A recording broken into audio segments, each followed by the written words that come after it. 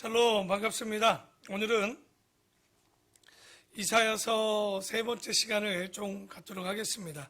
오늘 이사야서는요, 다른 선지서와 좀 다른 게 하나 있죠. 그게 뭐냐면 앞쪽에 소명과 사명에 대한 이야기가 있지 않고 6장 중에 이사야의 소명과 사명이 나오게 됩니다. 그 6장에 나오게 되는 것은 아마도 이 사역이 시작하기 전부터 이미 하나님의 말씀에 이사야는 깨어져 있었고 들을 수 있는 상태였고요. 이제 6장에 돼서야 실제 이제 이사야가 선지자의 소명과 사명을 받게 됩니다. 1절에 보면 우시야 왕이 죽던 해 내가 본즉 주께서 높이 들린 보좌에 앉으셨는데 그의 옷자락은 성전에 가득하였다라고 나옵니다. 보니 이 첫 번째 1절에 보면 언제 소명을 받았느냐? 그때는 우시야가 죽던 그 해에 소명을 받게 됩니다. 그런데 그 소명의 내용이 조금 특이합니다. 6절에 보면 8절이죠. 내가 또 주의 목소리를 들으니 주께서 이르시되 내가 누구를 보내며 누가 우리를 위하여 갈고 하시니 그때 내가 이르되 내가 여기 있나이다 나를 보내소서 하였더니 우리가 찬양에 너무나도 잘하는 주님 내가 여기 있사오니 나를 보내소서. 이 또한 소명받을 때 우리는 요나를 알고요, 소명받을 때 우리는 모세를 압니다. 그 소명에 대해서 즉각 순종하지 못하고 혀가 굳고 정말 또 요나는 이리저리 피해서 갔지만 여기 보면 순순히 하나님의 말씀에 이렇게 또 순종하는 사람은 이사야밖에 없습니다. 대부분 안 가겠다고 난리였죠. 그런데 우리가 이사야서를 보면서 항상 문제는 뭐냐면 이 8절까지 소명의 내용은 알지만 그의 사명에 대해서는 무엇을 얘기했는지 잘 모르는 경우들이 있어요. 그게 바로 9절과 10절입니다. 너무 특이한 사명을 받게 됩니다. 여호와께서 이르시되 가서 이 백성에게 이르기를 너희가 듣기는 들어도 깨닫지 못할 것이요 보기는 보아도 알지 못하리라 하여 이 백성의 마음을 둔하게 하며 그들의 귀가 막히고 그들의 눈이 감기게 하라. 염려하건대 그들이 눈으로 보고 귀로 듣고 마음으로 깨닫고 다시 돌아와 고침을 받을까 하노라 하시기로. 여러분 이런 사명을 받습니까? 볼 수 없게, 듣지 못하게, 깨닫지 못하게. 말도 안 되는 이런 사명을 받는데 왜 지금 이렇게 이런 사명을 받게 되느냐? 여러분 간단합니다. 하나님과 듣지 못하고 깨닫지 못하고 보지 못하면요, 하나님과는 끝장난 거예요. 단절입니다. 더 이상 하나님의 이야기를 들을 수 없는 거예요. 그런데 왜 이런 일이 있냐? 바로 어떤 악한 시대에는요, 하나님께서 완전히 귀를 막으시고 눈을 막고 그 마음을 닫아버리는 경우들이 있게 되는데 그게 얼마나 지금 이런 마음까지 나오게 되느냐? 간단합니다. 이스라엘이 유다가 그만큼 타락한 거예요. 하나님도 감정적으로 더 이상 안 하고 싶은 거예요. 저도 어쩔 때 어려울 때 보면 그냥 목회 관두고 싶다. 말로 표현하지 못할 뿐이지 그런 마음들이 왜 없겠습니까? 그런데 우리 하나님을 볼 때 이런 감정적인 측면도 있으신 거예요. 지금 보기 싫다는 거예요. 유다가 하는 모든 일들이 마음에 들지 않는 거예요. 그러니 하나님께서 지금 눈을 닫고 귀를 닫고 마음을 닫아버리겠다라고. 왜 이럴 수 있느냐 하겠지만 여러분, 하나님이 우리가 타락할 걸 모르실까요? 다 아십니다. 그러면 안다고 해서 속이 안 상합니까? 그건 아니죠. 농부가 쭉정이가 날 걸 모르겠습니까? 압니다. 하지만 농사를 지을 때 쭉정이가 나면 어떤 마음이 되겠어요? 농사할 맛이 나지 않는 거죠. 그리고 화가 나는 거죠. 바로 이런 것들 나올 줄 알지만 그럼에도 불구하고 농사를 짓는 것처럼, 하지만 그럼에도 불구하고 하나님의 마음 또한 힘든 것, 굉장히 감정적인 거죠. 하지만 감정적이라고 해서 우리처럼 불합리하다는 것은 아닙니다. 하나님의 마음이 그만큼 지금 너무 힘든 거예요. 그러니 이사야가 묻습니다. 어느 때까지 이런 사명을 지켜야 됩니까? 하니 바로 뭐라고 합니까? 하나님께서는 너희가 망하고 바벨론 포로로 끌려갈 때까지라고 얘기합니다. 아유, 그러니 그때까지는 더 이상 이제 하나님의 말씀을 들을 수 없게 되니 얼마나 낙심합니까? 그런데 13절에 보니 그 중에 10분의 1이 아직 남아있을지라도 이것도 황폐하게 될 것이나 밤나무와 상수리나무가 배임을 당하여도 그 구루터기는 남아있는 것 같이, 여기 보면 아예 은혜 받을 길이 없다는 것은 아니고요. 그 은혜에 따라서 소수의 사람들은 남겨진다는 거예요. 우리가 아모스서도 보고 있고요. 이사야서도 얘기하고 있지만 뭐라고 얘기합니까? 남은 자. 그 남은 자가 있다는 거죠. 그런데 그들에게 희망과 소망이 되는 유일한 게 뭐냐? 그냥 남은 자가 남는 게 문제가 아닙니다. 바로 남아있는 것 같이 거룩한 씨가 이 땅에 그루터기니라 하시더라. 바로 거룩한 씨가 와야 되는 거예요. 그럼 이 거룩한 씨는 누구냐? 예수 그리스도로 보는데 이사야가 볼 때 자기 시대는 희망이 없습니다. 그러나 남은 자를 남겨주겠지만 누가 와야 이게 희망이 되고 소망이 되냐? 바로 예수 그리스도가 와야 된다는 거예요. 그게 바로 이제 이사야의 소명에 대한 이야기가 6장에 나옵니다. 근데 7장에 보면 열왕기하 16장에 있는 내용과 또 비슷한 바로 정신 나간 아하스. 그런데 이 정신 나간 아하스 왕이 이제 불안해하는 모습을 보게 됩니다. 1절에 보면 우시아의 손자요 요담의 아들인 유다의 아하스 왕 때 아람의 르신 왕과 르말리아의 아들 누굽니까? 이스라엘의 베가 왕이 올라와서 예루살렘을 쳤으나 유다를 능히 이기지 못하니라. 어떤 사람이 다윗의 집에 알려 이르되 아람이 에브라임과 동맹하였다 하였으므로 왕의 마음과 그의 백성의 마음이 숲이 바람에 흔들림 같이 흔들렸더라. 우리 같으면 뭐같이 떨었다고 합니까? 사시나무 떨듯이 떨었다. 이 아하스 왕이 북왕국의 베가와 아람왕 르신이 연합해서 왔다는 거예요.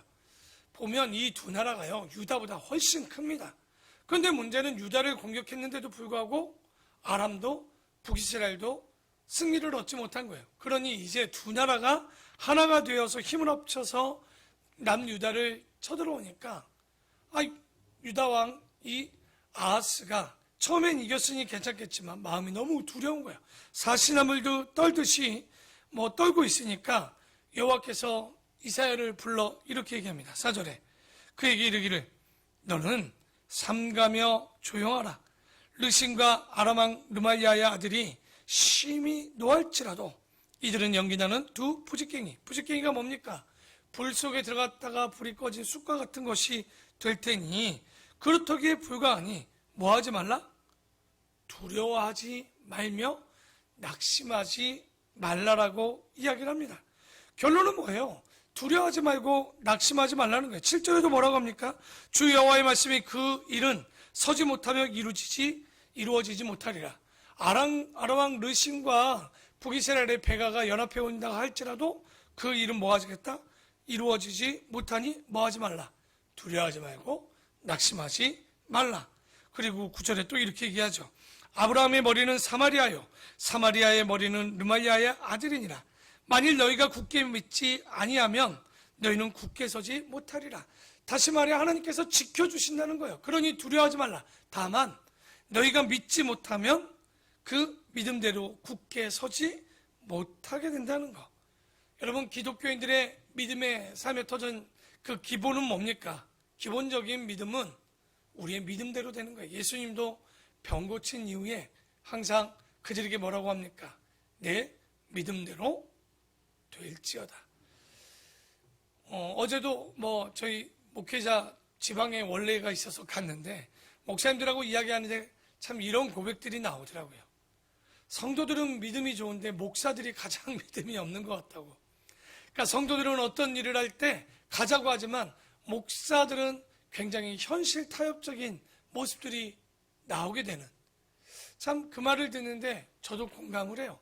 참 이게 눈앞에 보여지는 문제 앞에 두려먹고 염려 없이 간다? 참 어려운 일입니다. 하지만 하나님이 일하실 때 그 조건은 뭡니까? 우리의 믿음이 건강하면 하나님께서 그 믿음대로 세워 주시겠다는 것. 바로 이게 기본적인 신앙인들의 믿음이죠. 자, 8장에는요, 사마리아와 다메섹은 반드시 망한다는 얘기를 합니다. 그러니까 하나님께서 사마리아를 황무지의 돌처럼 만들겠다. 그러니까 이런 얘기를 하니까 옛날이요, 이게 한참 뒤에 있을 얘기인가 하겠지만 하나님께서 이사야에게 자녀를 하나 주는데 마헬, 살랄, 하스바스라는 아들을 보냅니다. 그 아들의 이름이 뭡니까? 뜻이 속히 노력하시겠다는 거예요. 노력이 속히 온다는 거예요. 곧 이 이야기는 사마리아와 북이스라엘과 다메섹의 심판이 천천히 오는 것이 아니라 속히 온다는 거예요.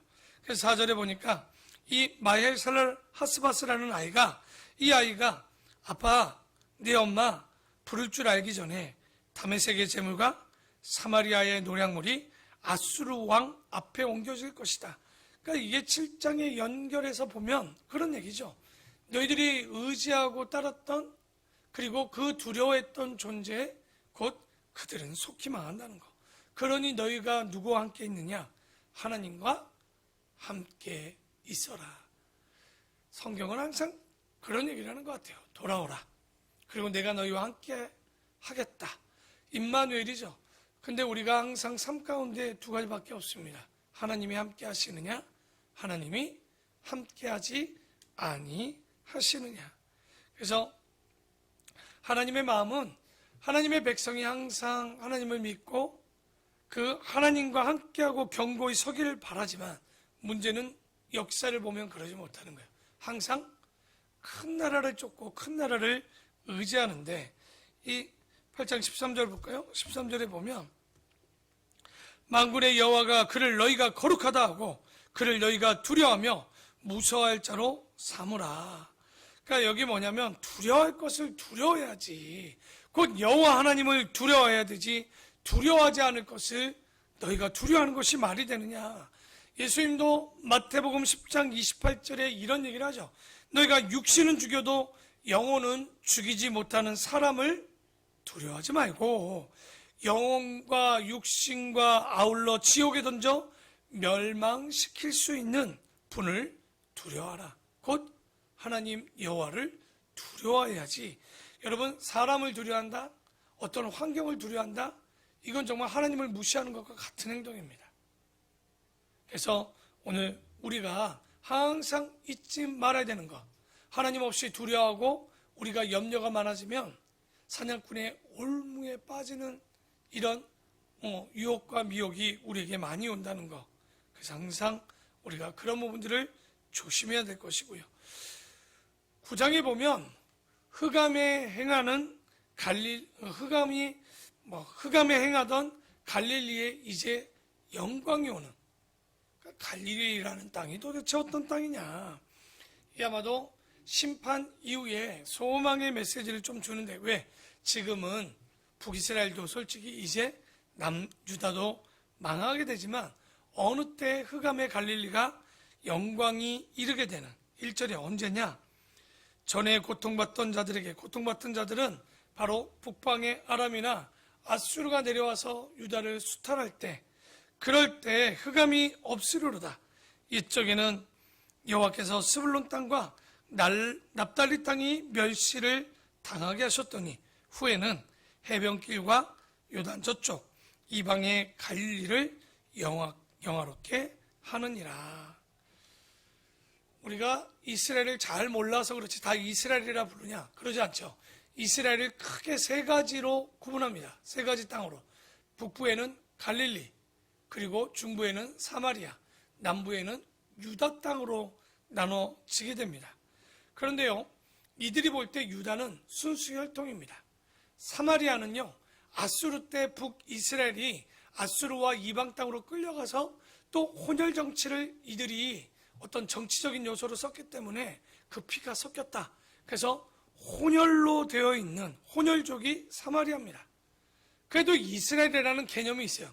근데요, 북쪽에 있는 이 갈릴리는요, 이방 땅 갈릴리라고 불립니다. 그만큼 거의 이방 땅 같은 갈릴리인데, 이런 갈릴리를 이제 하나님께서 어떻게 해주시겠다? 영화롭게 만들어 주시겠다. 그러면 이 일이 언제 일어납니까?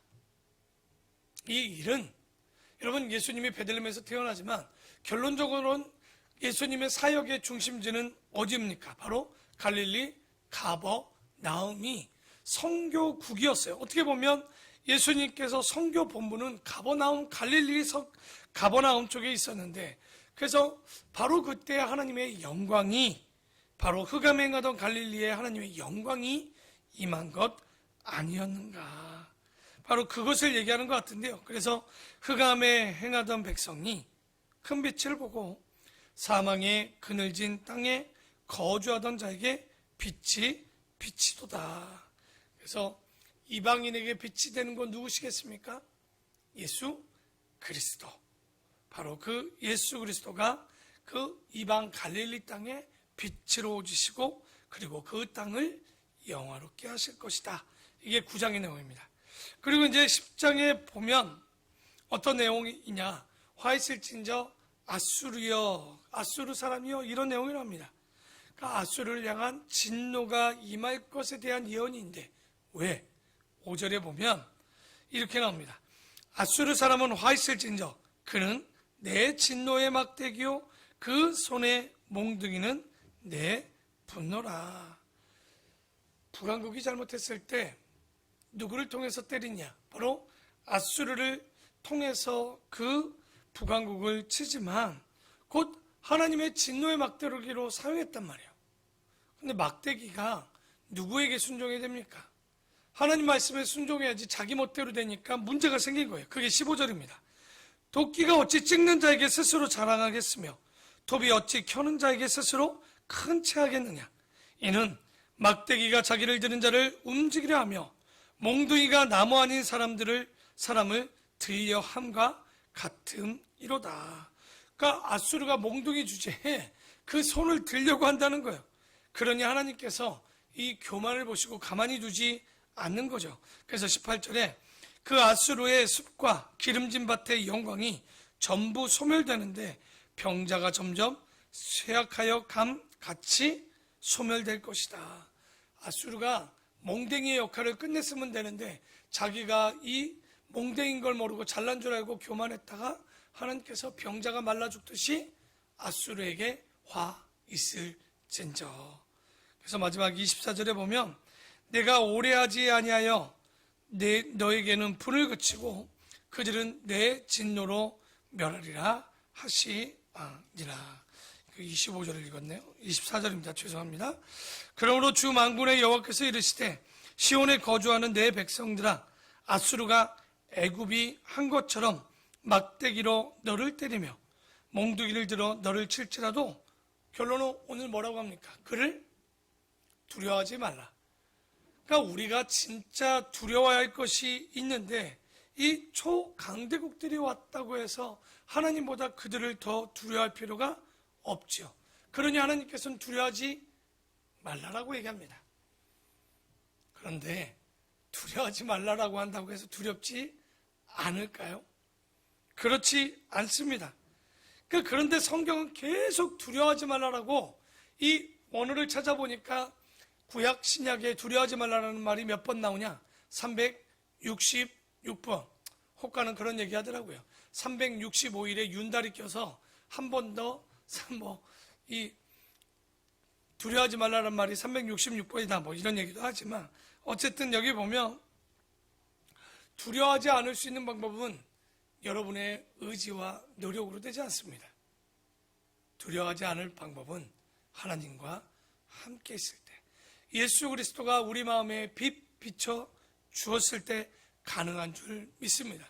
그런데 이게 얼마나 힘드냐. 이사야는 일관성 있게 아수르를 두려워하지 말라라고 얘기합니다. 하지만 히스기야는 마냥 두려웠습니다. 그런데 그 두려워하는 가운데 하나님께서 그에게 일을 한번 사역을 하시죠. 아수르가 내려왔을 때, 사네립이 내려왔을 때 어떤 일이 벌어집니까? 아수르의 18만 5천 명이 하룻밤에 진멸되는 거예요. 송장이 되었다는 거예요. 하나님께서는 이사야를 통해서 그냥 두려워하지 말라고 하신 것이 아니었어요.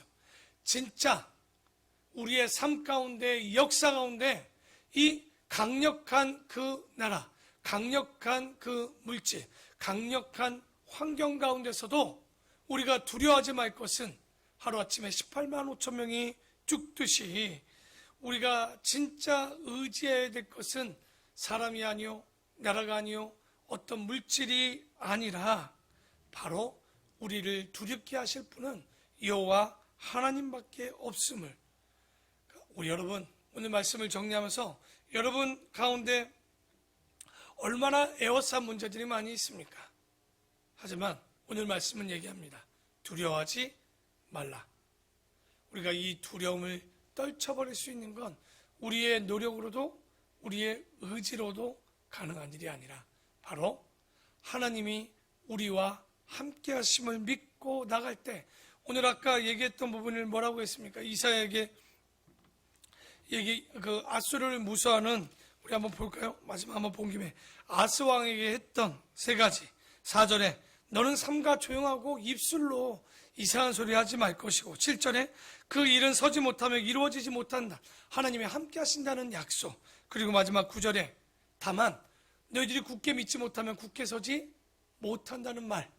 이 말씀을 잊지 마시고 오늘 하루를 살아가실 때 내 믿음대로 된다라는 그 믿음, 믿는다면 여러분 두려움을 떨쳐 버리십시오. 믿는다면 하나님께 맡기십시오. 믿는다면 이제 주님이 하신 일을 기대하고 기도하십시오. 오늘 이 말씀을 붙잡고 정말 하나님 안에 그 은혜가 가득 넘치는 우리 모두가 되기를 부탁을 드립니다. 기도하겠습니다.